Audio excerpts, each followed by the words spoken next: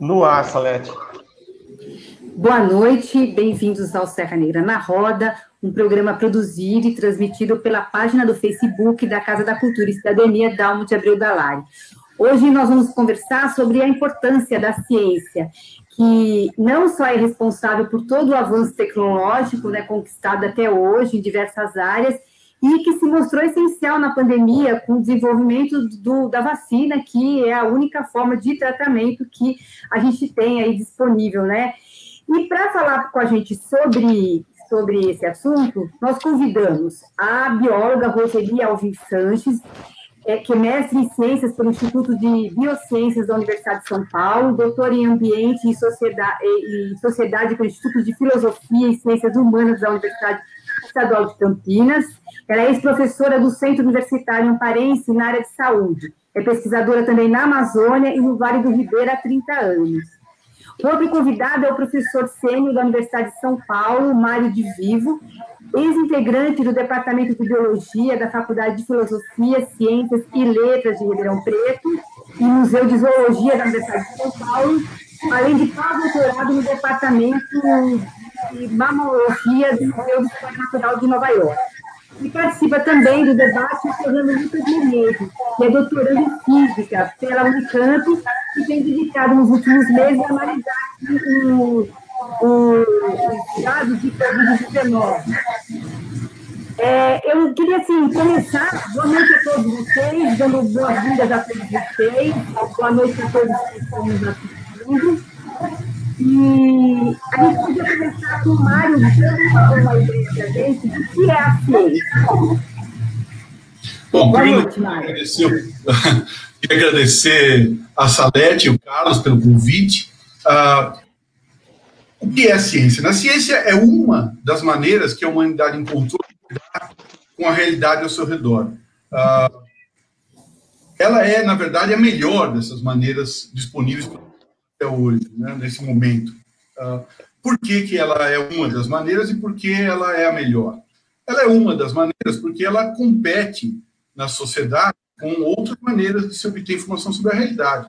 Por exemplo, a informação que o seu vizinho te dá sobre a realidade é uma informação importante. A informação que a sua comunidade produz é importante. A informação que está, nos dias de hoje, na imprensa é importante, ou nas mídias sociais e assim por diante. A ciência difere dessas outras maneiras de enxergar a realidade, e eu esqueci de falar nas anteriores sobre religião, também é uma das maneiras de tentar enxergar a realidade. A ciência difere dessas outras maneiras todas porque ela não se baseia na palavra revelada por alguém a respeito do que seja a verdade ou a realidade. Ninguém em particular domina esse campo como um todo, pelo contrário, são muitas centenas de milhares, possivelmente muitos milhões de cientistas espalhados pelo mundo que estão sempre tentando avançar o conhecimento nas suas áreas de especialidade, e eles são vigiados e avaliados por outros cientistas. E mais que isso, a ideia básica é que os cientistas eles são melhor reconhecidos quando eles derrubam as ideias anteriores. Então, a ciência é, na verdade, muito mais do que uma metodologia ou coisa parecida. A ciência é um processo, né? Um processo de aproximação constante à realidade, de aperfeiçoamento de hipóteses, lançamento de teorias que expliquem melhor os fatos observados. E existem muitas maneiras de se fazer ciência. A principal, mais conhecida até por conta desse atual momento que nós estamos passando, que é essa criação de vacinas, é a experimentação. A experimentação de uma vacina é clássica. Você pega o maior número possível de pessoas, para metade delas você fornece a vacina que você está querendo testar, para outra metade você fornece o placebo e não avisa ninguém sobre quem recebeu o quê. No final das contas, tem o resultado do experimento, que é quem pegou a doença e quem não pegou, e você vai saber, então, se o placebo, se a vacina tem alguma eficácia ou não, e assim por diante. Existem também outras formas, como, por exemplo, a observação dos dados e a análise desses dados em função de estatísticas e etc.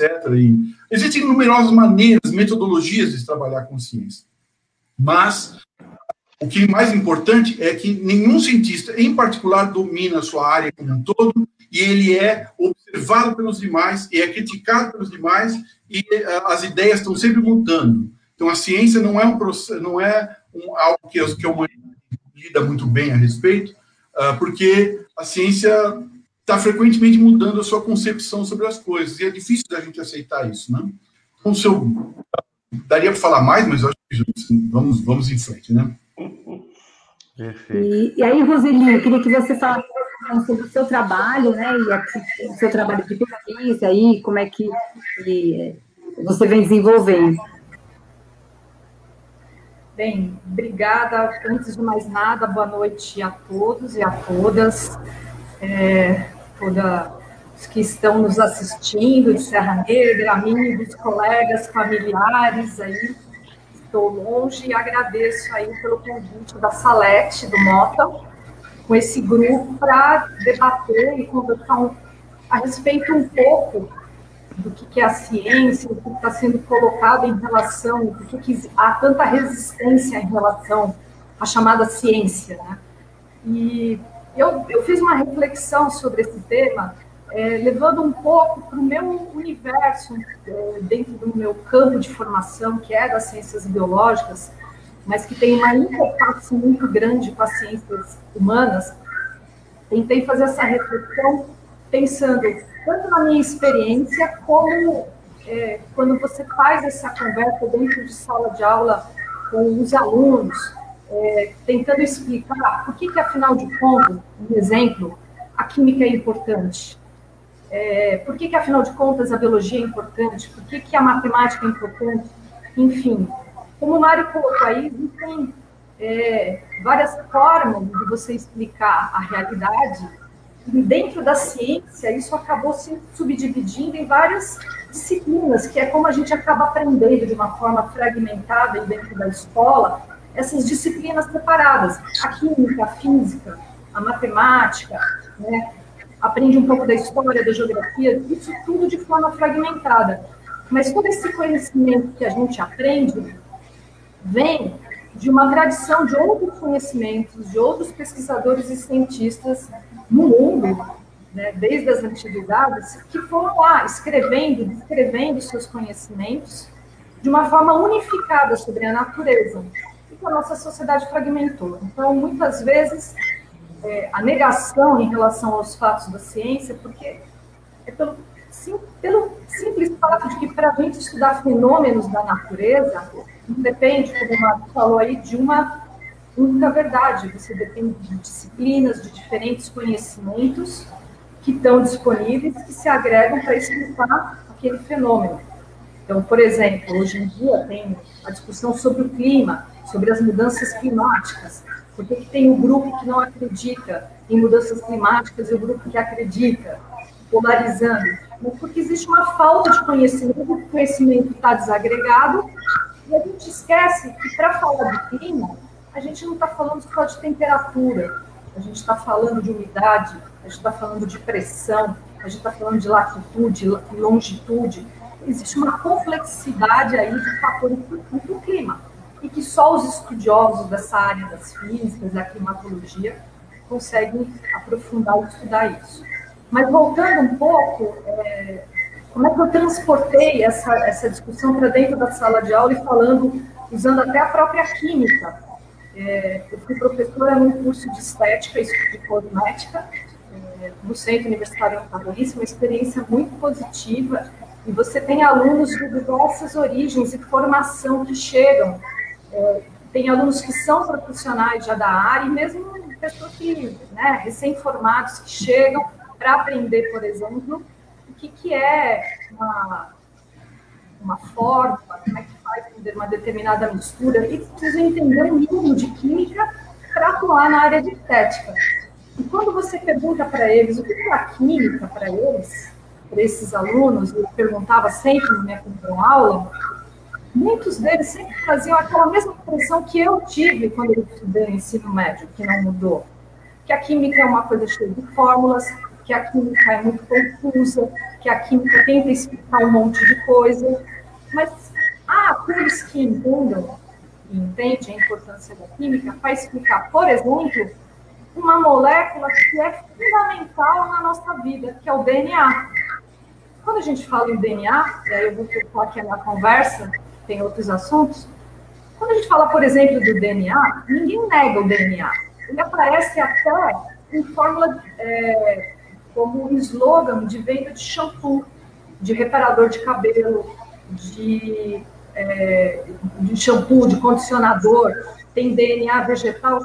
Então, as pessoas não falam ácido desoxirribonucleico, que é uma molécula importante, tem lá uma quantidade de informações que dá origem às nossas características físicas, biológicas. Ninguém fala sobre isso e também ninguém nega, mas a descoberta do DNA, como diz o Mário, como descoberta, foi um processo que levou muitos e muitos anos. Foi descoberto na década de 50, revelado na década de 50 por Watson e Crick, mas teve outros biólogos, pesquisadores e químicos que ficaram estudando aquele modelo, numa época onde o único meio de comunicação eram os escritos.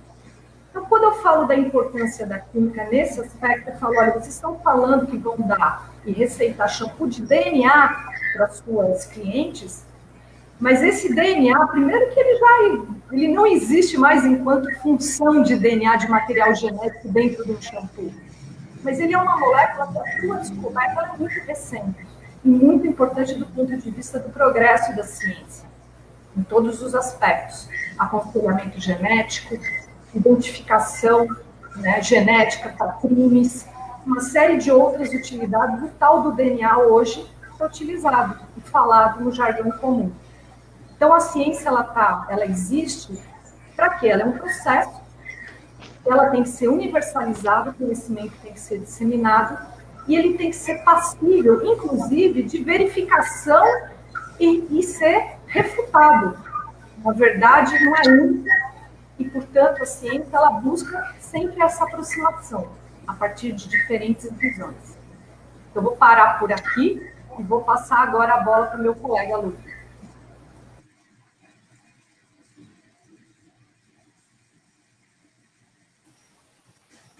Bom, boa noite, gente. Eu sou o Lucas, queria agradecer aí pelo convite do Carlos e da Salete. É um prazer estar aqui na presença de um pessoal aí tão qualificado como vocês, e vamos falar um pouco aí também de ciência, né, e como que a gente está aí no momento dessa pandemia acontecendo e tudo mais, né. Bom, acho que tocando até num dos primeiros tópicos aí que foram levantados na chamada, né, desse bate-papo nosso, né, porque seguir a ciência, né. Então, acho que assim, hoje em dia, a gente vive numa sociedade, né, extremamente complexa, e que toda essa complexidade, né, esse crescimento populacional que houve ao longo desses últimos anos também, que é exponencial, né, então, quanto mais recente você vier, você vai ver um crescimento ainda maior de população, e tudo isso se baseia, no final das contas, né, nos avanços tecnológicos que a gente tem, né? Então a gente pode citar com a produção, né, de alimentos, a distribuição de alimentos. Então tudo isso forma na nossa sociedade essa rede, né, muito complexa, que ela precisa ser mantida, e ela foi construída em cima, principalmente da tecnologia, que se baseia, né, na ciência para fazer as suas engenharias aí, né? E uma das coisas que a nossa sociedade se baseia também são as vacinas, né? Então, hoje a gente tem uma sociedade que viaja o mundo inteiro, então tem muita, né, movimentação entre as pessoas, muito contato entre diferentes sociedades. Então, a segurança de que isso, né, possa ocorrer se baseia também, né, nas vacinas que as pessoas tomam e nas doenças que as vacinas conseguiram dizimar, né, ao longo da história aí, né. Então, as vacinas datam aí, né, mais expressivamente de 2 séculos, né, para cá, e a sociedade ela é segura para fazer toda essa transição, toda essa movimentação a partir da segurança que a vacina também traz, né? Então, acho que esse é um tema importante que, infelizmente, entra, como a colega falou, que ninguém discute sobre o DNA, né? Que não tem polêmica, né, envolvendo o DNA. Se eventualmente surgir alguma polêmica, eu imagino que também seja discutido, e imagino que o mercado talvez tente até não ter essa imagem vinculada, né? Então, acho que isso hoje acontece com as vacinas e acontecem com outras coisas, por exemplo, aquecimento global, né? Sempre que vai de frente, principalmente com interesses, né, do capitalismo, né, das grandes corporações que querem mover a sociedade, né, direcionar o desenvolvimento da sociedade, acabam produzindo de alguma forma aí, né, talvez utilizando-se da mídia também, para disseminar essa desinformação em torno desses temas que podiam ser, né, consenso, né, do ponto de vista científico, mas que pela polêmica acabam causando essa divisão, né, da sociedade. Então, acho que assim é muito importante, né, que a gente continue confiando na ciência e seguindo a ciência para que a gente viva nessa sociedade que a gente tem hoje e possa, inclusive, avançar, né? Então, vou deixar por aqui também. Diga lá, Salete. Microfone, Salete. O microfone está fechado. Eu vi. Então, eu vi que estava fechado, não estou conseguindo. Então, assim, a pandemia, ela só expôs uma situação aqui no Brasil que já vinha ruim nessa questão, né, da ciência e das universidades. Eu queria que vocês falassem um pouco sobre isso, quer dizer, como é que vinha, né, como é que estavam esses anos nas universidades, e houve agora, né, o orçamento foi cortado em quase 34% de investimento nessa área de pesquisa. Então, eu queria que vocês falassem um pouco sobre isso. Eu vou pedir para o professor Mário começar a falar um pouco assim, qual que é a situação hoje das universidades? Bom, o que eu posso dizer é o seguinte: se você olhar o todo, se você olhar a história da educação no Brasil, ela só fez melhorar ao longo do tempo. As pessoas têm um saudosismo sobre uma época em que a educação básica era melhor, mas tem que lembrar que a educação básica era melhor, mas muito restrita. Eu, por exemplo, que já tenho uma boa idade, né, eu fiz um vestibular para entrar na básica. Essa é uma coisa importante. Para você pegar uma boa escola pública, na década de 60, você tinha que fazer um exame de admissão, que não era todo mundo que entrava. Se você passar, você iria pegar uma escola pública de qualidade inferior. Na verdade, se a gente olhar, houve uma massificação do estudo no Brasil, as pessoas agora do Brasil inteiro estudam, e você teve uma multiplicação muito grande das universidades em nível federal, as estaduais também apareceram com força, né? Então, se a gente olhar o todo, se pegar o século XX e até os dias de hoje, eu acho que o esquema melhorou. Eu não vejo uma época de ouro no passado e uma queda. Agora, também vejo o seguinte, que existem cortes, sim, acontecendo no orçamento, embora esses cortes eles não sejam percebidos de imediato. Essa é uma coisa difícil de você avaliar. Não é que você está fazendo a sua pesquisa, aí o governo corta o orçamento aquele ano particular e naquele ano a sua pesquisa desanda.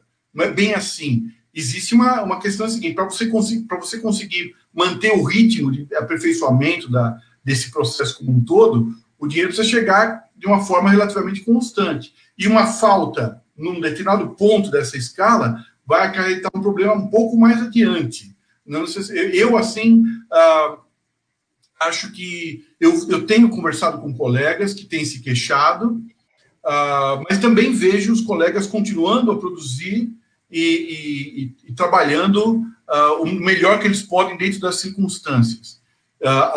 O que aconteceu assim de mais dramático nos últimos anos, praticamente, eu diria nos últimos 5 a 7 anos aproximadamente, é que o número de novas contratações caiu muito, porque durante algum tempo as pessoas faziam pós-graduação e conseguiam o seu emprego de uma maneira bem mais, eu não diria fácil, porque nunca é, mas havia uma chance da pessoa conseguir um bom emprego numa universidade pública em algum lugar do Brasil. Agora está diminuído. Então, isso vai ter um efeito daqui a pouco, quando os professores ficarem mais velhos e mais velhos, foram se aposentando, e aí você vai criar um problema de envelhecimento das cabeças que perfazem a academia. Então, de fato, o problema, quando você mexe com o orçamento, às vezes o problema não é imediato, ele vai ser sentido mais tarde.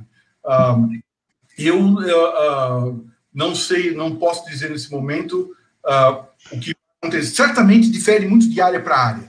Então, por exemplo, se você é uma pessoa que depende de projetos que são caros, por exemplo, a física do nosso colega Lucas aqui, ela às vezes exige investimento de muitos milhões para que certos experimentos, certos equipamentos possam existir. Outras áreas, como, por exemplo, a zoologia sistemática, normalmente precisam de menos investimento, elas conseguem sobreviver com menos dinheiro. Então, é variável o impacto, mas certamente o impacto está em você quebrar a estrutura do modelo. Quando você quebra um modelo, por exemplo, não contratando regularmente para repor as perdas de pessoal, você acaba destruindo o modelo lá para frente. Tá? É mais ou menos isso.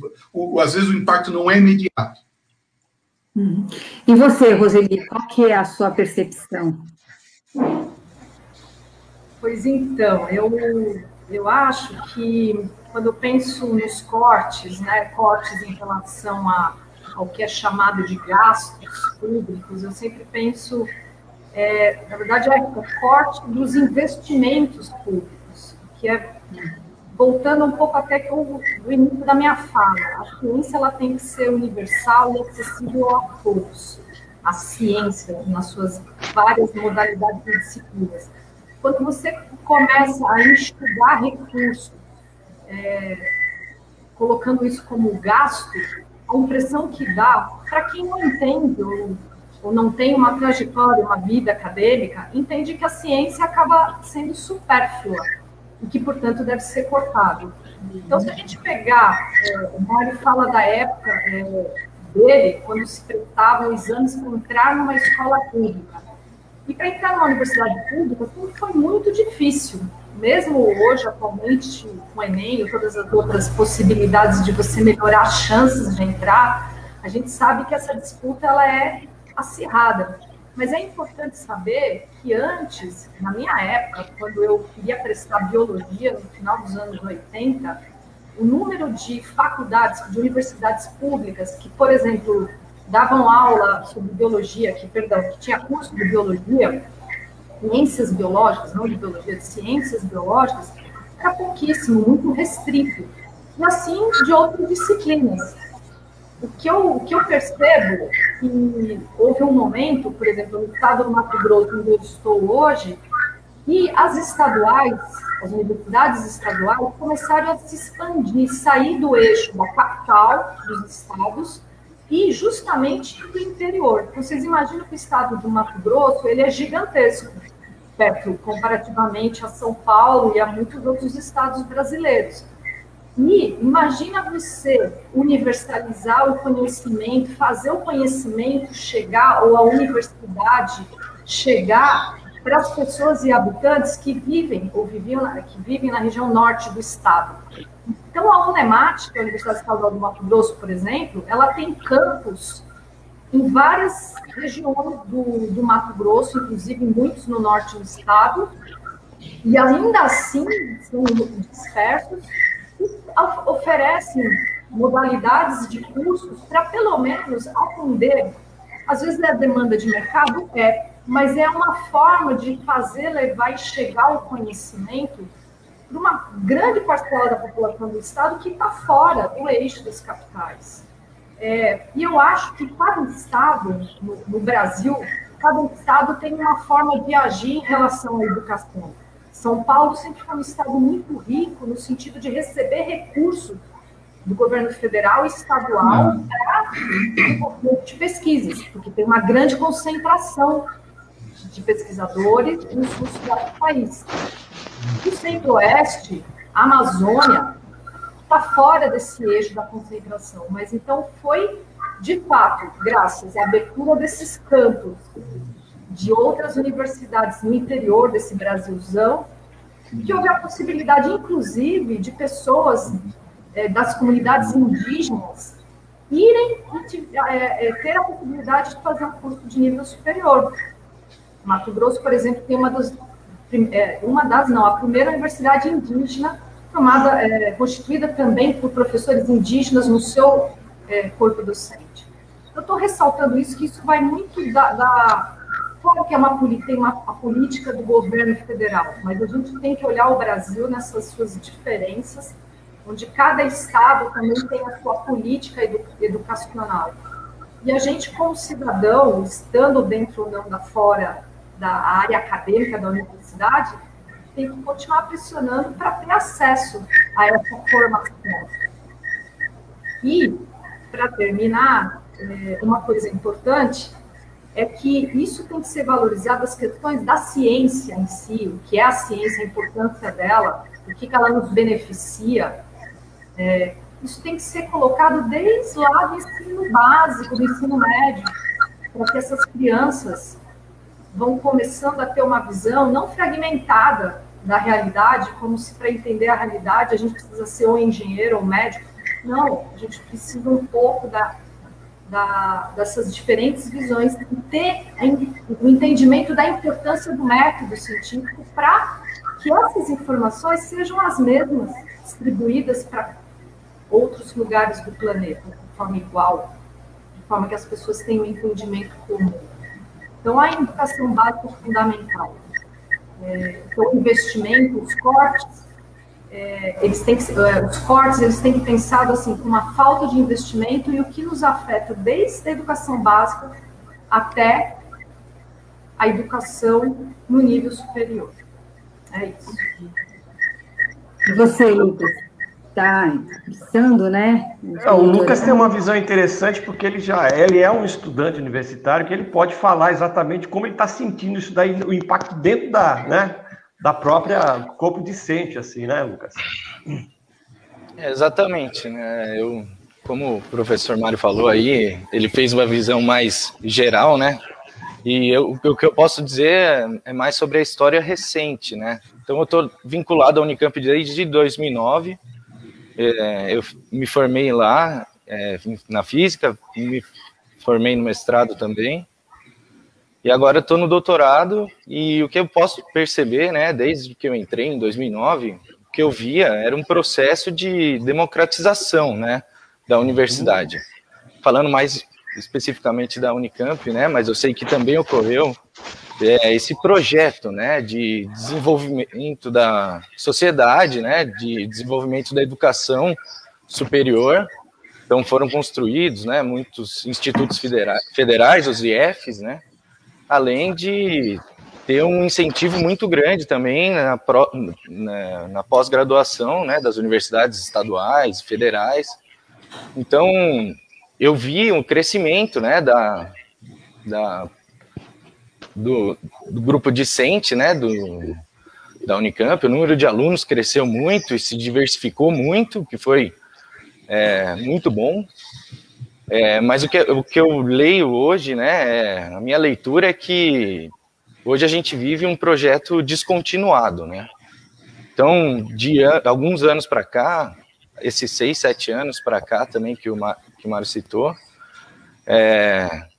foi justamente um momento em que não teve mais contratação, então não teve mais uma absorção, nem do ponto de vista do mercado, que já era muito fraco, né, de absorção de pessoal qualificado, já que a nossa indústria ela é geralmente mais voltada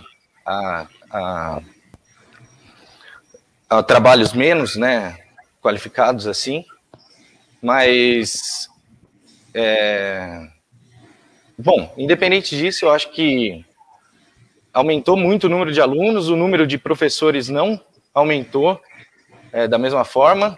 Ocorre uma precarização, mas é óbvio que a Unicamp, né, do tamanho que ela e a gente não consegue ver, e o nosso Instituto de Física também é um instituto em que os cortes não vêm primeiro ali, né, a gente sabe muito bem que os cortes acabam vindo mais na área das ciências humanas, que também não é justo, né, mas mesmo assim, né, essa absorção para o mercado, a gente consegue ver, né, várias pessoas, jovens doutores, saindo do país, claro, né, porque não tem absorção do ponto de vista da pesquisa, e como também a gente não está mais num projeto de industrialização, de desenvolvimento do país, então também não tem esse investimento nem mesmo na área privada, né.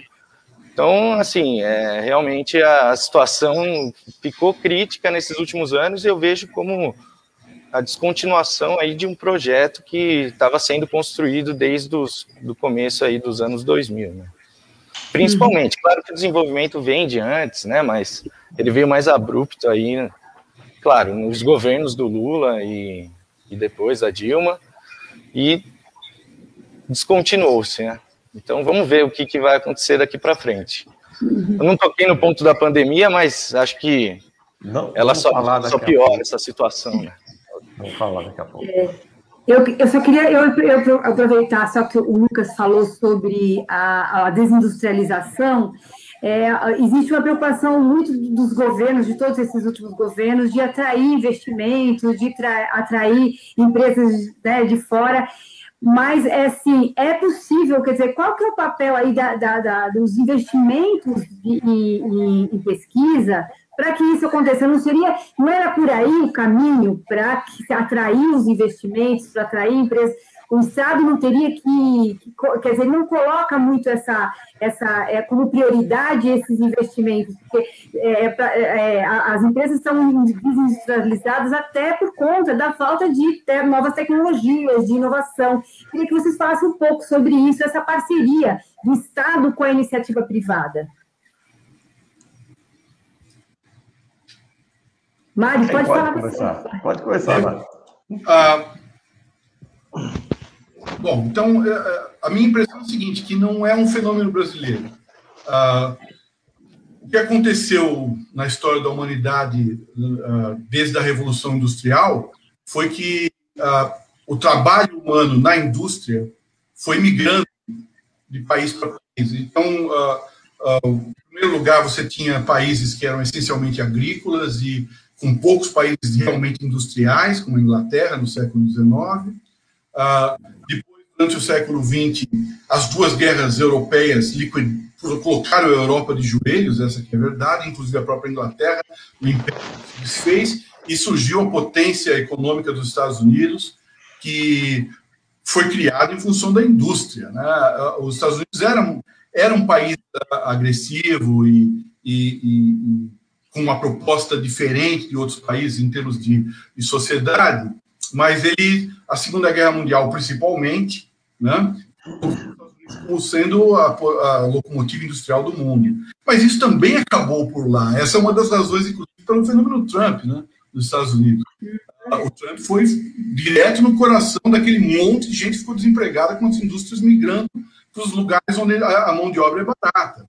Então, na verdade é o seguinte, quando você fala em investimento em educação e indústria, às vezes isso não necessariamente vem uma coisa vem com a outra. Por exemplo, os Estados Unidos têm um modelo que o Brasil não tem.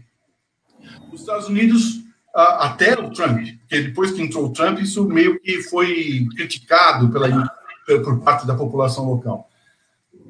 Os Estados Unidos sempre dependeu de imigrantes. Essa é uma coisa. Os Estados Unidos é feito de imigrantes. E, se você olhar, por exemplo, hoje, as universidades americanas, é lotada de chineses, lotada de indianos, tem numerosos brasileiros de outras nacionalidades. Essas pessoas vão para lá porque a ciência dos Estados Unidos é hiper vigorosa.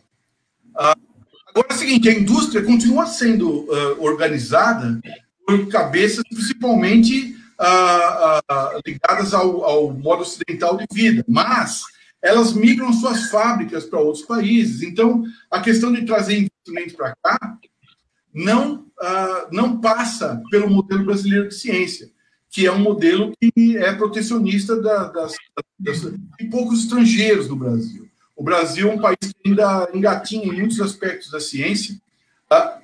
Veja bem, a ciência brasileira tem numerosas estrelas e numerosos pontos de brilhantismo muito importantes, né? Mas não dá nem para começar a comparar com os países que são vorazes na ciência, que é o caso, por exemplo, dos Estados Unidos. Essa coisa deles, se você olhar hoje, por exemplo, nos Estados Unidos, quem é médico nos Estados Unidos é indiano. Não, as pessoas, americanos em si mesmo, os Smiths e as coisas assim, eles não estão trabalhando com eles estão nos serviços. Os países mais orientados do mundo abandonaram suas indústrias, estão deixando elas meio de lado e indo para os serviços. E quem pegou as indústrias hoje é a China. E os países asiáticos em geral, você vai pegar Vietnã também está fazendo isso, Tailândia, etc. O Brasil não conseguiu entrar em nenhum modelo ainda, mas talvez, quem sabe, consiga acertar algum modelo na base de uma agricultura mais sustentável, né? Mas eu não acredito, o modelo brasileiro de investimento em ciência nunca trouxe investimentos importantes para o Brasil, com exceção da Embraer, por exemplo, mas aí é uma coisa tecnológica que foi criada para isso, né? A Embraer atraiu esse tipo, mas fora isso eu não vejo atração de investimentos, mesmo na fase áurea da Universidade Brasileira, há poucos anos atrás. Uhum. E na sua área, Roseli, assim, como é que você vê isso? Assim? Então, o que eu vejo, assim, eu sempre tive dos dois, digamos assim, um pé dentro da academia, do mundo acadêmico, mas eu tenho um trabalho, sempre tive um trabalho muito da ação coletiva, da pesquisação, da extensão, muito mais do que o trabalho acadêmico.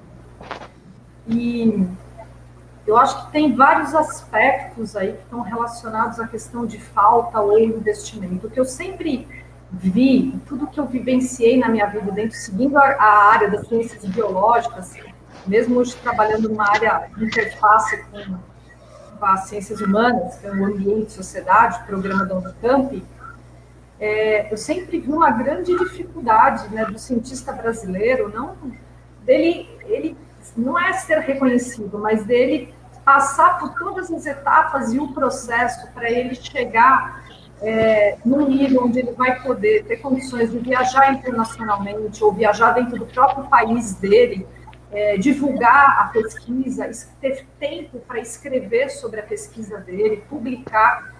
Eu sempre senti que há uma grande dificuldade para a imensa parte daquela população que quer entrar numa universidade e seguir, quando eu digo seguir uma carreira acadêmica, seguir essa carreira que é o pesquisador, que vai desenvolver a sua pesquisa, que vai atrair os alunos, que vai criar um núcleo de pesquisa, enfim, e que vai seguir essa trajetória que é, por exemplo, aqui no caso, o nosso convidado do Mário De Vivo, o professor Mário De Vivo.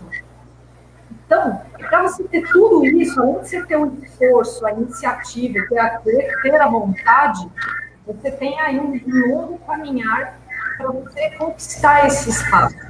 E acho que a gente fala do investimento, dos cortes de investimento. Você hoje pegar, por exemplo, né, qual é a bolsa que um doutorando hoje recebe para desenvolver um projeto de pesquisa no âmbito do governo federal, o CNPq, que é a nossa instituição de pesquisa hoje.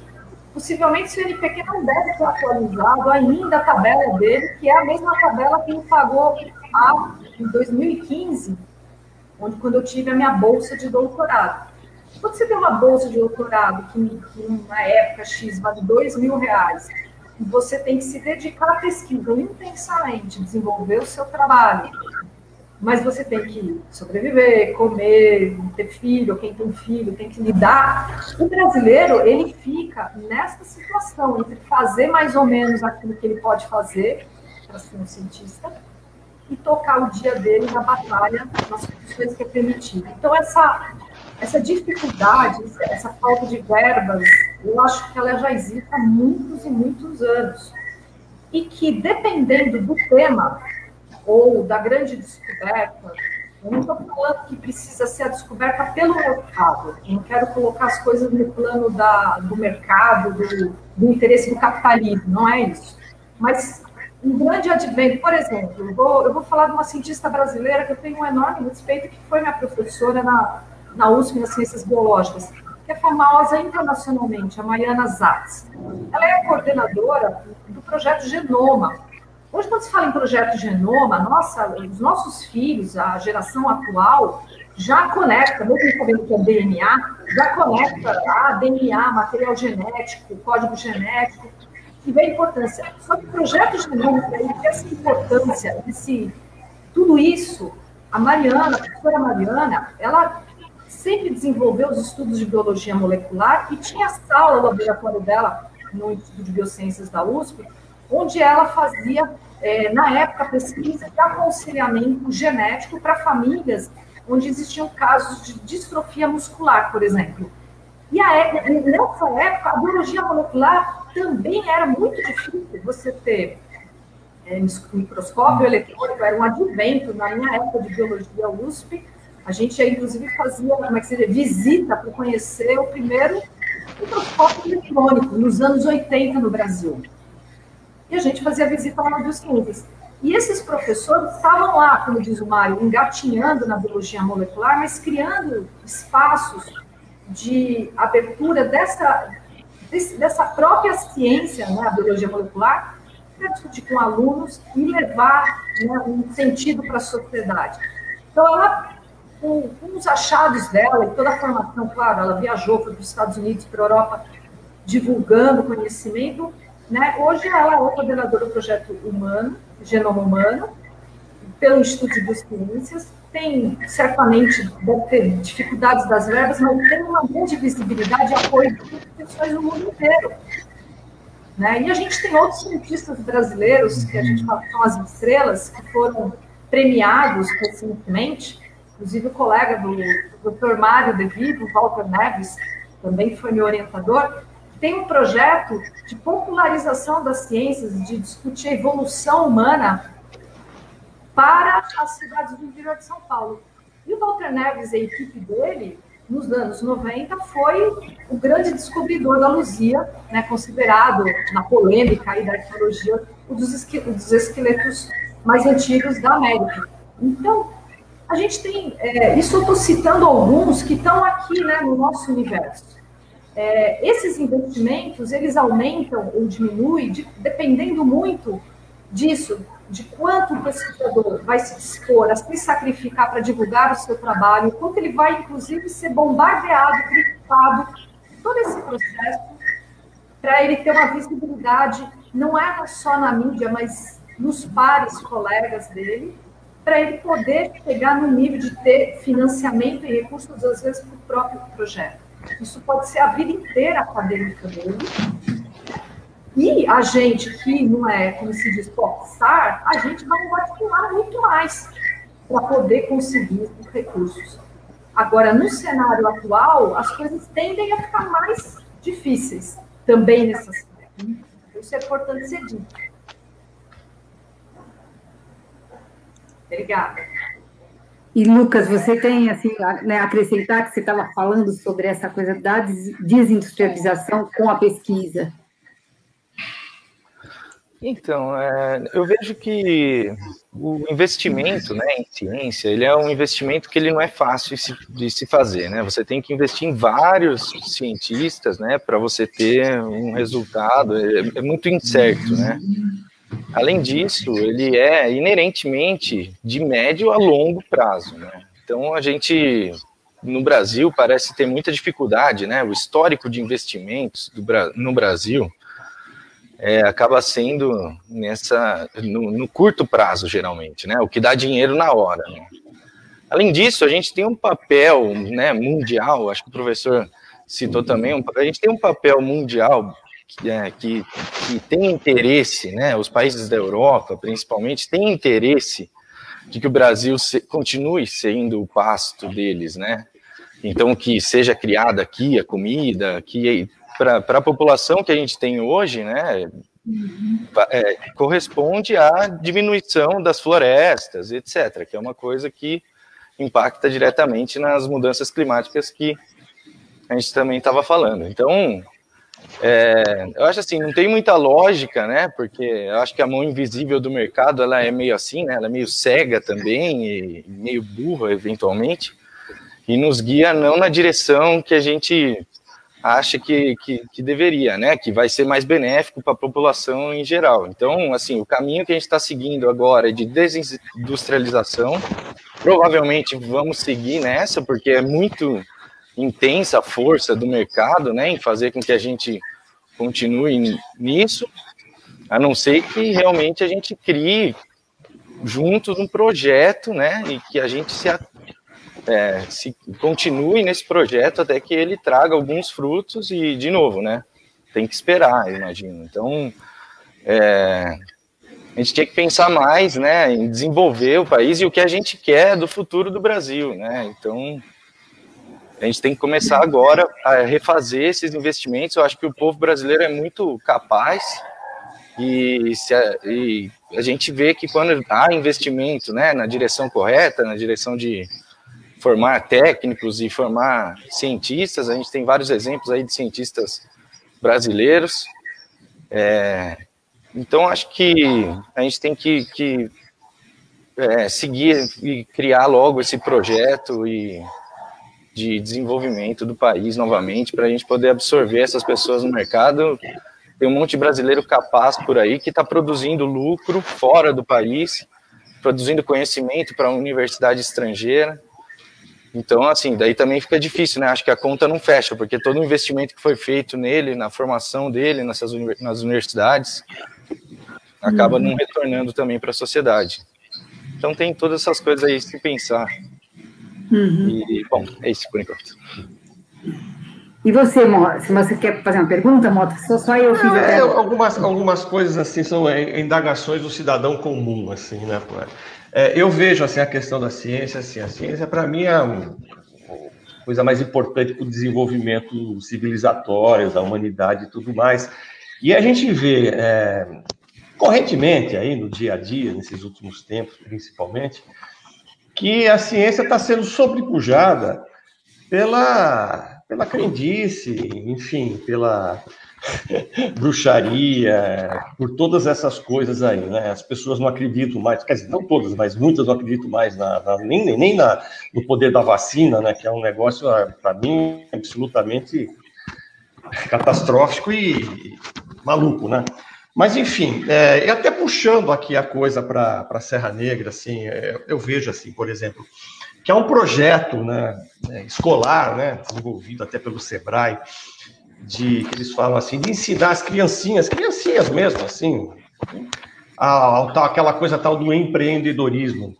E o empreendedorismo que eles colocam na criança, né, desde tem idade, né, é aquilo lá de fazer coisinhas para vender, né, para montar a sua loja, o seu negócio. Esse, a meu ver, é um caminho perigosíssimo para a sociedade, porque você poderia estar ensinando essas crianças ciência, a importância da ciência, o relacionamento da ciência com o seu dia a dia, com tudo que ela está vivendo nesse mundo, tudo, a tecnologia, tudo esse aparelho aqui, no que nós estamos fazendo, tudo mais. E a gente vê que não é isso, a gente está vendo o quê? Ensinar a criança a montar um negócio. Empreendedor, isso daí, para mim, empreendedor é um cientista, é um cara que tem, sabe, que está querendo levar o conhecimento para todo mundo. Isso é uma coisa, assim, é um cidadão comum aqui, externando a sua indignação a esse estado de coisas, assim. Eu não sei se vocês querem comentar isso, assim, eu acho que eu falei muita bobagem. Não, se eu puder comentar, eu queria sim. Claro! E, na verdade, é o seguinte, eu acho que você erra num aspecto nessa sua análise. Eu acho que a ciência não é vista como você a vê pela grande maioria das pessoas. Se você olhar, por exemplo, uma coisa que nos informa sobre como a ciência é vista, existem várias fontes de informação. Eu, como sempre estive dentro da academia, às vezes tinha dificuldade em enxergar como é que o resto da população nos vê, né? Mas, em primeiro lugar, existe uma coisa importante. O cientista não é visto necessariamente como alguém que faz o bem para a sociedade. Se você olhar, por exemplo, a filmografia mundial, existe tanto cientista que é salvacionista, quanto o cientista louco, que faz um desastre, cria uma porcaria qualquer, vai matar a humanidade. Essa visão sobre... Aliás, o salvacionista também é tão ruim quanto, né? Porque a ciência, na verdade, não salva ninguém. A ciência, frequentemente, traz más notícias para as pessoas. A ciência não veio para dourar a pílula, ela não existe como um processo para tornar a vida das pessoas melhor. Ela veio para fazer o seguinte: eu, uma vez, tive uma discussão com meu colega que ficou irritado com o que eu disse, mas eu acho que a ciência, o cientista, ou os cientistas em geral, eles são como batedores. Sabe o conceito de batedor? Aquele cara que está na frente da tropa para saber onde é que está, o que está acontecendo lá na frente. Eu não estou vendo atrás do morro, preciso saber o que vai acontecer atrás do morro. Os cientistas estão trabalhando em áreas que são fronteira. Então, eles vão para essa área de fronteira e, teoricamente, eles voltam depois para trás para dizer o que está acontecendo lá na frente. E nem sempre a notícia é boa. E, às vezes, não tem muita coisa o que fazer, né? Eu acho que a ciência, na verdade, é a melhor maneira de a gente lidar com a realidade, até para definir melhor o que é a realidade.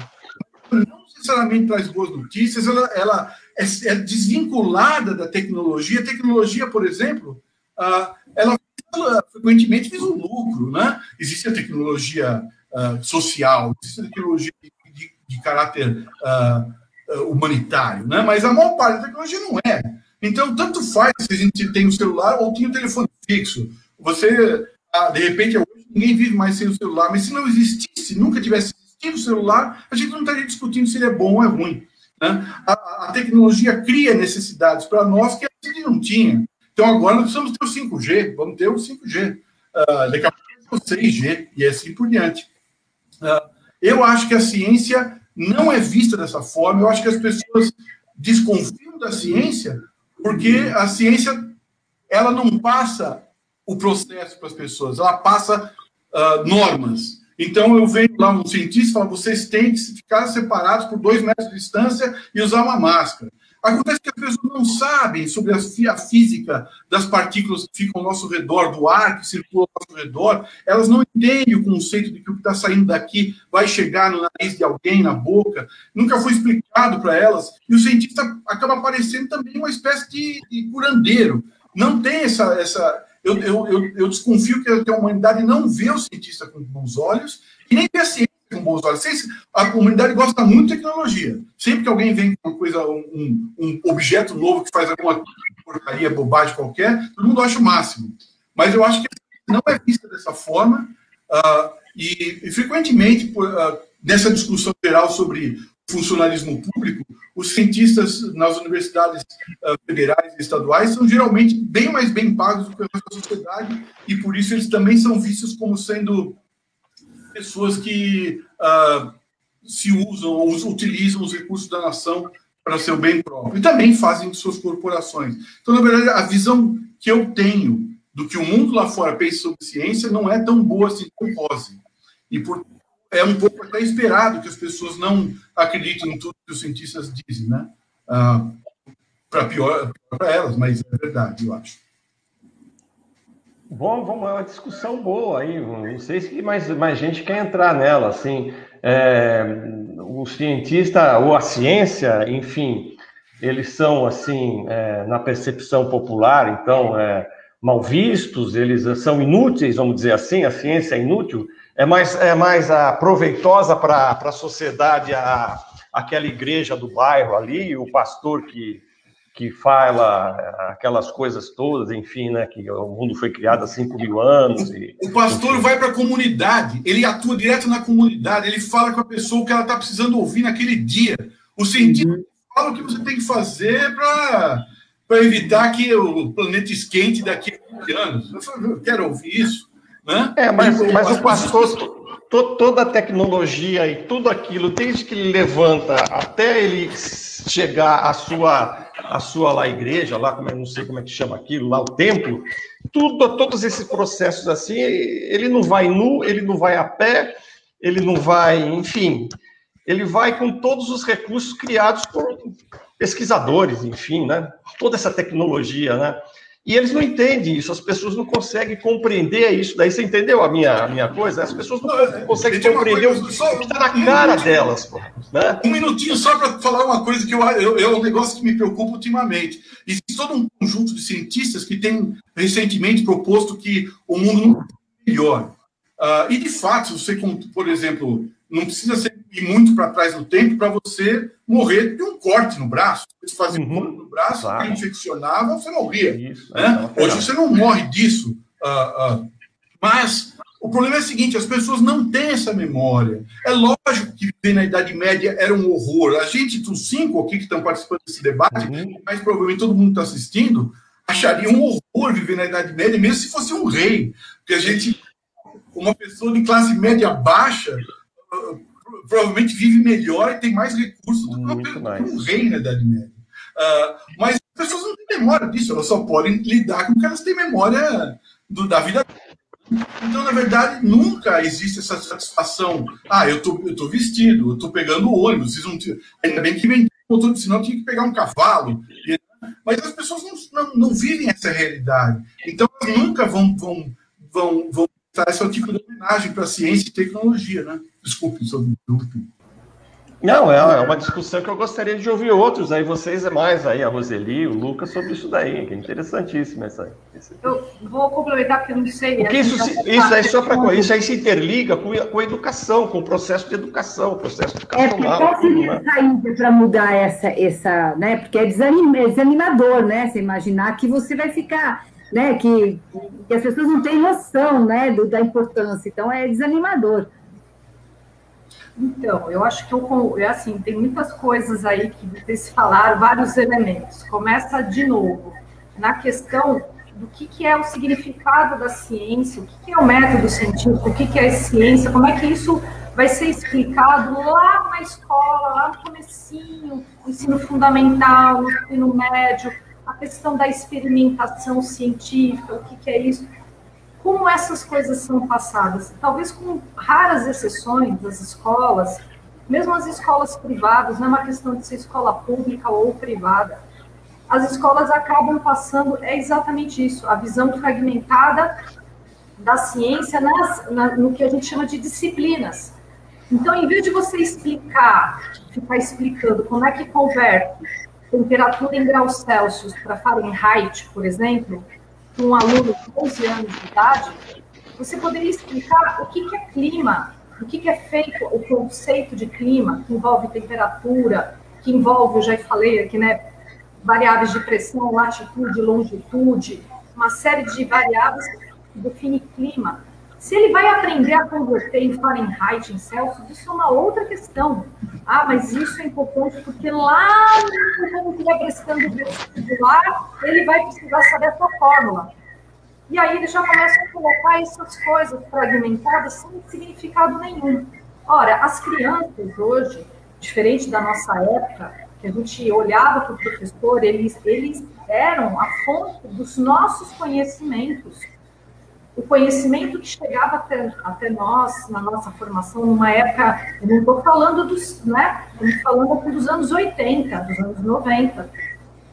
O conhecimento que nos chegava a respeito da ciência, para fechar, vinham através dos professores e das bibliotecas, e quem tinha enciclopédia. Então, a gente tem que mudar isso, já que a internet está aí, e usar a nosso favor para melhorar esse entendimento do que é a ciência. É isso que eu penso. Perfeito.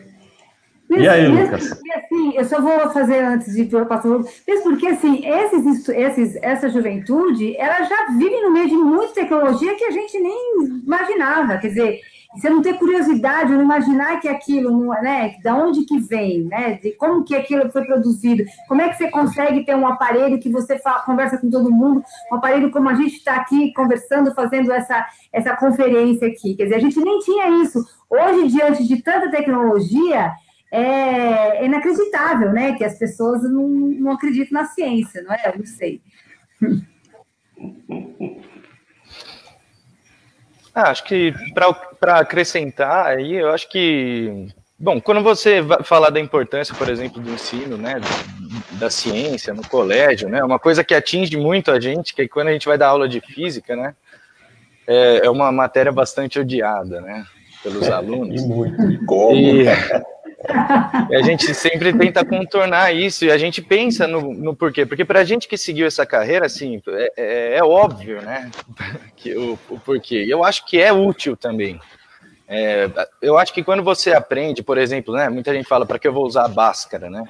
Mas eu acho que quando você aprende esse tipo de coisa, tem um fator aí neurocientífico, né, de você... eventualmente trabalhar determinadas regiões do cérebro que no final das contas vão lidar com lógica, com razão, né? E isso vai acabar se aplicando naturalmente quando você vai fazer uma leitura social, por exemplo, sobre alguma situação, uma leitura de jornal, alguma coisa assim. Então, acho que assim, a importância e quando a gente vai falar, eu acho que eu também sou contra, né, aquele ensino mecânico, né, para vestibular, mas eu acho que quem mais faz isso são os alunos das escolas particulares, no final das contas, né? Em que eles conseguem competir entre eles, quem, sei lá, gastou mais tempo, ou teve, né, a oportunidade de ter tempo livre para estudar e poder passar pelo crivo do vestibular. Agora, eu acho que isso tem mudado um pouco com o Enem, né, o Enem abrindo portas aí, e o Enem tem uma configuração um pouco mais de leitura, de entendimento. E assim, eu acho que o mundo que a gente vive hoje, ele é realmente extremamente complexo. Então, por exemplo, para você explicar 5G para alguém, assim, você consegue explicar de uma forma... Mas, assim, quando você vai fazer educação básica, né, eu acho que a pessoa passar por esses temas, que são, né, são os conhecimentos acumulados ao longo do tempo da sociedade, acho que até ocidental, né, no nosso caso aqui em particular, que a gente tende a negar o conhecimento de outras civilizações também. Mas, bom, para completar, acho que a gente tem que pensar que, por mais que não seja direta a aplicação, eu acho que ela é uma forma de pensar, né? A ciência, ela como o professor já disse também, um processo, né? E nesse processo ele tem muita verificação. Então você tem que usar a lógica, a razão, e são coisas que você vai desenvolvendo justamente com essas tarefas que nem sempre são as mais, né? Estudar nem sempre é a coisa mais legal, às vezes é um pouco tedioso, mas acaba trazendo, né, o resultado no final. Né? Salete, a gente está passando de 1 hora já e eu gostaria de tocar num assunto que é o assunto mais assim recorrente do momento e mais importante, vamos dizer assim, para nossa dia a dia, que é essa coisa da pandemia, né? Como nós estamos aqui com a Roseli, que está em Mato Grosso, né? O Mário, que está em Ribeirão, né? E o Lucas está aqui em Serra mesmo, né, Lucas? Você está em... Eu estou em Pedreira, na verdade. Oi? Estou em Pedreira, na verdade. Está na região aqui. Estou na região. E eu acharia interessante que cada um comentasse essa coisa da pandemia. Hoje parece que ultrapassou 1.500 mortes, assim. Talvez relacionando com a ciência, mas também com a visão da região que vocês estão aí, como é que está a situação, quais são a perspectiva, enfim. Dá para a gente fazer isso aí, eu acho que seria legal para o pessoal que está assistindo, assim, a gente. Uhum. Bom, aqui em Ribeirão Preto, eu tenho me protegido o máximo que posso, mas mesmo assim, no ano passado eu peguei Covid, porque eu acabei participando de um almoço com pouco, só mais 4 além de mim, mas eu fiz tudo errado, porque um ano inteiro me protegendo, bastou um ano que eu peguei, todos pegaram, todos que estavam ali pegaram. E, na verdade, é o seguinte, o que dá para perceber é que se a gente voltar um pouco no passado, a gripe espanhola durou 2 anos matando gente pelo planeta fora. 2 anos. Essa gripe aqui, essa SARS que nós temos aqui, essa Covid, ela é parecida, no sentido que ela vai continuar girando, porque tenhamos conseguido fazer, várias vacinas surgiram, a fabricação dessas vacinas está muito complexa. Ela não vai chegar para fazer, provavelmente, o que seria equivalente a uns 10 a 12 bilhões de doses para poder. E só o fato também de colocar essa vacina no lugar é muito difícil. Então, nós vamos passar mais um ano com as pessoas sendo paulatinamente vacinadas. Muita gente ainda infelizmente, vai morrer disso. E eu acho que quem pode, como eu posso, porque eu não preciso trabalhar, eu já me aposentei, então e a minha renda de aposentado é mais do que suficiente para mim, eu posso ficar em casa. A gente não pode esquecer que um monte de gente não pode fazer isso. Exato. Ribeirão Preto, um monte de gente tendo que trabalhar. Aqui em Ribeirão Preto, as pessoas estão usando máscaras. Eu tenho visto as máscaras com frequência. É muito raro encontrar uma pessoa sem máscara. Isso é bom, né? Mas, ao mesmo tempo, também a gente sabe que as variantes estão aparecendo e que elas têm sido mais infectantes, né? Então, eu tenho muita preocupação. Eu vejo que é uma luta muito difícil e que nós temos que continuar nessa direção, tentando sobreviver e cuidando dos outros, se preocupando com os outros também. Mário, e a situação assim dos hospitais aí, como é que está? Olha, quando eu tive Covid em novembro do ano passado. Quando eu tive Covid, Ribeirão estava num momento de baixa Isso. Mas, assim como outras regiões do estado de São Paulo, nós estamos num momento de alta. Ainda existem vagas, portanto, quanto eu saiba, aqui na região, no sistema de saúde de Ribeirão Preto, mas, evidentemente, nós estamos um pouco melhores do que algumas regiões circunstantes. Né? Se olhar o esquema do que o governo do estado tem fornecido, Ribeirão Preto está mais ou menos estável, num nível alto, mas estável.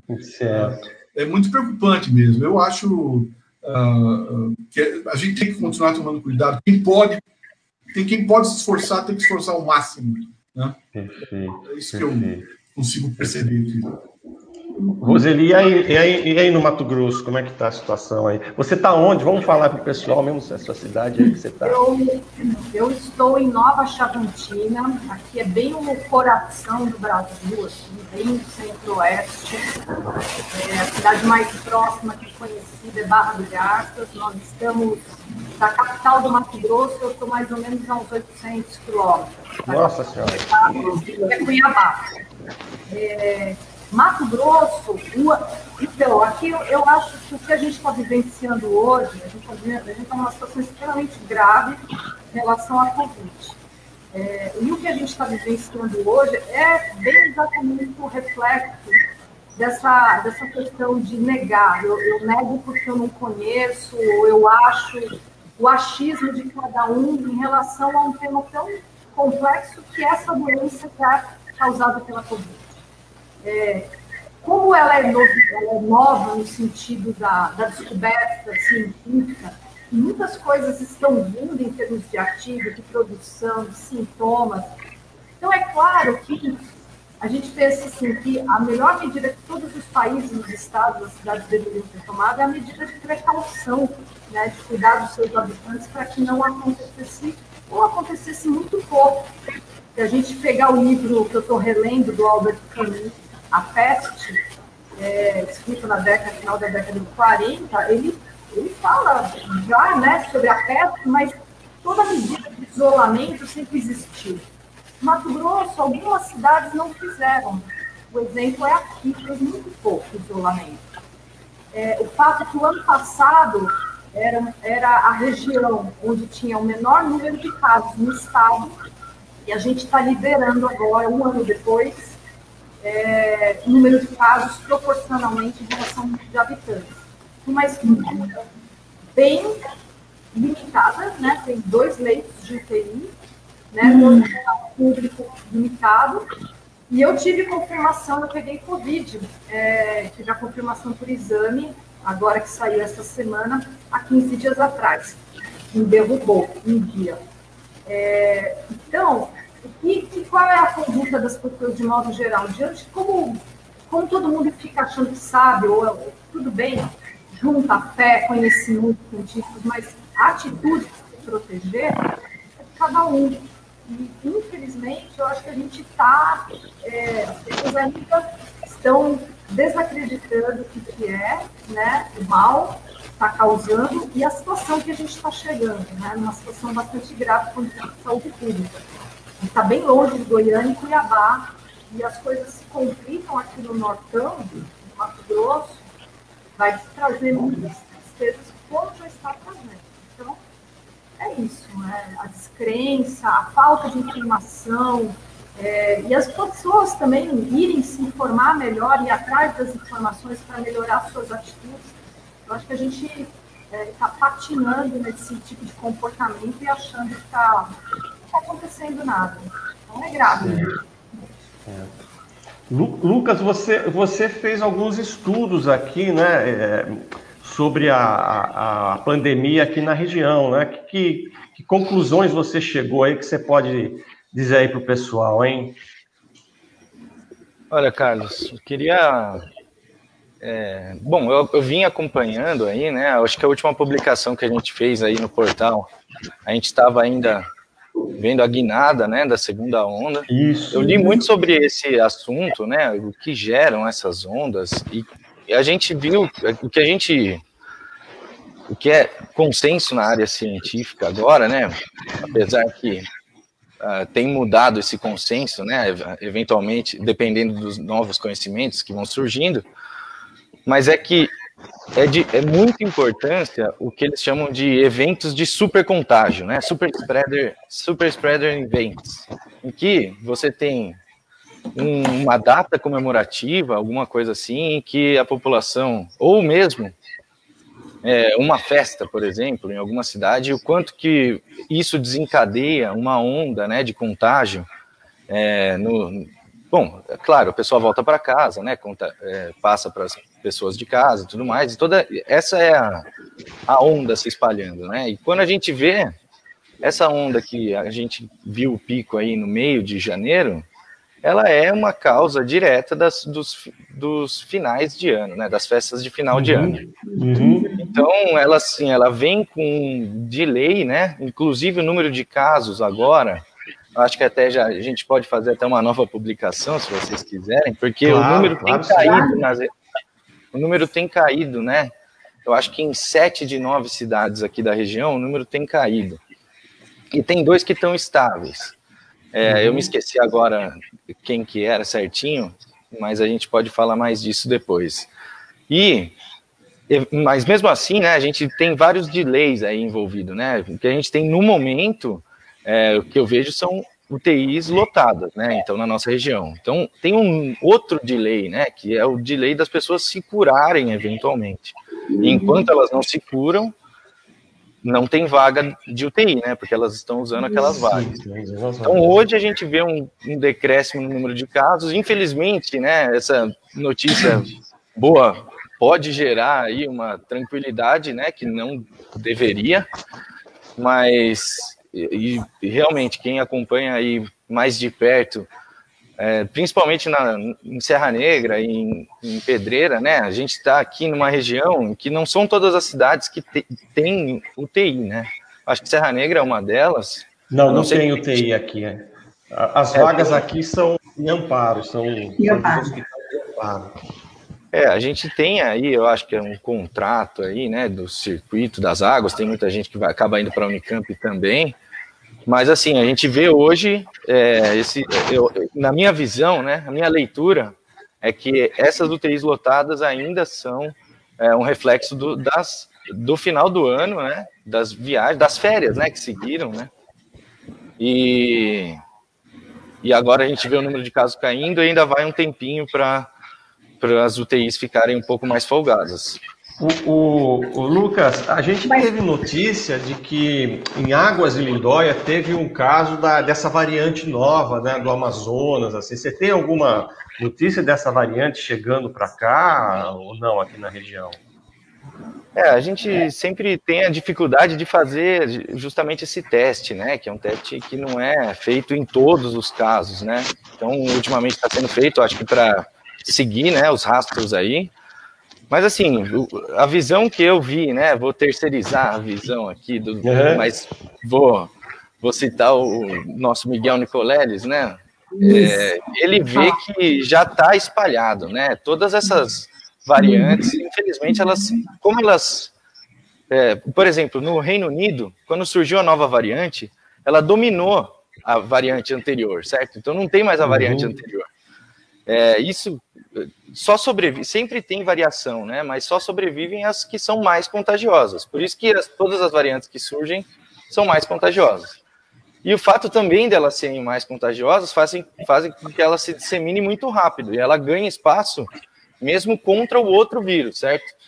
Então, assim, é muito difícil de controlar e provavelmente ela já pode estar espalhada aqui pela região. Para detectar, aqui, né? A gente precisa de testes muito específicos, né? Certo. Perfeito. Salete, então, mais alguma coisa? Oi, diga lá. Não, só para terminar, por isso que a gente não vê indicadores subindo, né? Mas justamente você não testa, daí você não tem como confirmar, claro, né? Claro. É isso. Mas aí você tem também um repique aí do carnaval, né? E aí, né, aqui em Serra Negra, por exemplo, teve festa aí, pegaram esse final de semana, houve festa com 150 pessoas, né? Assim, o Mota vai falar de encerrar. Então, assim, antes de encerrar, eu só queria lembrar, assim, que a gente está falando de ciência, que a base é a experiência, né? O que a gente viu em Manaus e em outros lugares, eu acho que a nossa região ainda não está livre de repetir o que está acontecendo lá. E que depende do comportamento das pessoas, em parte, e do entendimento de que o que a ciência está mostrando ela está mostrando os caminhos que a gente pode tentar evitar o pior, né? E as pessoas, e depende do comportamento das pessoas. Então, acho que eu, particularmente, acho que vai ter ainda um repique aí, em virtude do carnaval, e que a gente corre um sério risco ainda de repetir ou de acontecer o que está acontecendo, esse colapso sanitário que houve em Manaus e em outros lugares. Eu acho que a gente não está livre de isso acontecer. É isso que eu acho. Não, alguém quer complementar, falar mais alguma coisa? Aqui nós já estamos há 77 minutos aqui. Mas vocês que mandam aí, vocês é que dirigem. Mais algum?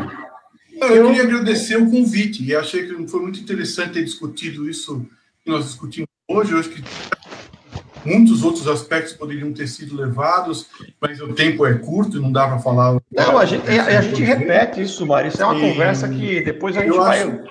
Eu acho muito legal a iniciativa de vocês. Queria agradecer a oportunidade de ter participado e agradecer a todos os participantes por terem aprendido um pouco com todos, né? E muito obrigado. Legal. Até uma coisa que a gente não falou e que eu acho que até escrevi já um pouco sobre isso aí, que é essa parceria da ciência com a imprensa, né? Eu acho que a imprensa nunca esteve tão próxima da ciência como está agora, né? Que eu acho que é uma coisa que talvez permaneça, espero que permaneça até para que a imprensa, né, os jornalistas possam traduzir que vocês falam um pouco para a população e contribuir para a gente mudar essa perspectiva com relação à ciência. Isso é importantíssimo, né? Claro, é super importante você chegar ao cidadão comum, né, com uma linguagem acessível a ele, né? Enfim, é um desafio para nós, né? E para os cientistas também, né? E para a academia também, né? Bom, pessoal... Sim, por credibilidade é impressionante. Vocês quiserem falar mais alguma coisa... Bom, a gente deixou de falar sobre muitos assuntos, mas enfim... Se tiver mais alguma coisa aí, fique à vontade. Roseli, Lucas... Eu quero agradecer essa oportunidade. Eu digo a vocês assim que eu participo muito pouco de debates, né, nas lives, e e aceitei esse desafio de falar sobre um tema que eu acho bastante complexo, mas eu gostaria de deixar assim como mensagem que a gente não está discutindo assim, a ciência é a verdade sobre tudo e todas as coisas. Eu acho que a gente está tentando trazer aqui, até usando um pouco das palavras do professor Mário, é que a ciência é uma das formas, talvez uma das melhores formas, não só de você ir buscar respostas, explicações sobre fenômenos, sobre fatos, mas também ela propicia a universalização do conhecimento, na medida em que ela vai se tornando acessível para todos os cidadãos. E hoje em dia, com a internet, a gente consegue acessar, entrar dentro de um site e ver um museu por dentro, uma biblioteca, a gente consegue assistir palestras de professores, enfim. A internet tem que ser usada a nosso favor no sentido de aumentar essa acessibilidade ao conhecimento, porque a ciência também ela tem esse um objetivo maior, ser universal. E para ela ser universal, ela tem que seguir padrões, métodos, né? E ver veracidade naquilo que ela está querendo mostrar. Por isso, nem médico, quando faz diagnóstico, segue protocolo, os cientistas também têm que seguir os seus protocolos, as suas metodologias, para levar uma resposta que se aproxime cada vez mais daquela verdade. Então, não é estar contra ou a favor da ciência, mas o que o conhecimento científico faz para que a sociedade aprenda mais, conheça mais sobre si mesmo e sobre os outros fenômenos que estão aí. E ela pode ter o seu efeito social, a melhoria assim, da saúde humana, dependendo do uso que ela for dar.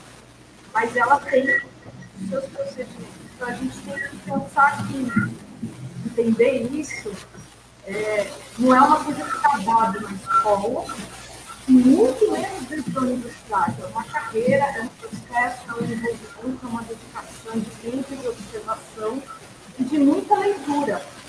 Então, esse conhecimento tem que ser cada vez mais difundido. O cientista também tem que aprender a conversar com a sociedade, a discutir seu conhecimento, para além dos congressos, mas para o cidadão comum. Acho que a gente tem que buscar esse caminho. A minha mensagem e agradecer muitíssimo pelo convite, Mota e Salete, por essa oportunidade. Imagine. Nós é que agradecemos. Lucas, alguma coisa a mais, Lucas, a acrescentar? Também queria agradecer aí ao convite. Foi um prazer conhecer todos vocês aí. E, bom, fui muito representado pelas palavras da professora Roseli agora. E eu acho que, assim, a ciência, ela abre, né, um leque de opções aí, você consegue ter uma visão do mundo, uma leitura do mundo muito mais crítica, né? E eu acho assim, o que a população pensa sobre a ciência, a gente tem que ser prático às vezes, né? Acho que ela não muda sozinho, né? E não é da vontade, muitas vezes, de cada um, né? A gente tem que ter um projeto, né? Um projeto de desenvolver a ciência. Então, eu vejo, às vezes, Serra Negra, a galera saindo de Serra Negra porque não tem oportunidade. Felizmente, a gente tem um centro tecnológico pertinho da gente, né? Aqui em Campinas. Mas eu acho que a gente tinha que pensar mais no desenvolvimento da cidade, né? E na educação, principalmente da ciência também, né? A gente tem a computação também, eu queria citar, né? A gente poderia fazer tanto, né? Que é um objeto tecnológico que todo mundo tem e que a gente poderia, né, trabalhar à distância, de forma remota, mas tudo isso precisa de planejamento, né? E de vontade política para acontecer. Na prática, eu acho que essa é a visão que eu tenho. Bom, queria agradecer a todos aí e até a próxima. Legal. Que ótimo. Muito obrigada, gente. Foi um debate bem rico. Vocês são grandes profissionais, grandes professores aí que deram uma contribuição bem legal para a gente. Muito obrigada, viu? Boa noite a todos. Garanto que nós aprendemos muito. Muito obrigado, gente. Muito obrigado. E a gente vai voltar a bater papo, a gente, né? Daqui a um tempo a gente volta a nos reunir aqui, tá bom? Isso aí, até mais, gente. Até a próxima semana. Tchau. Tchau.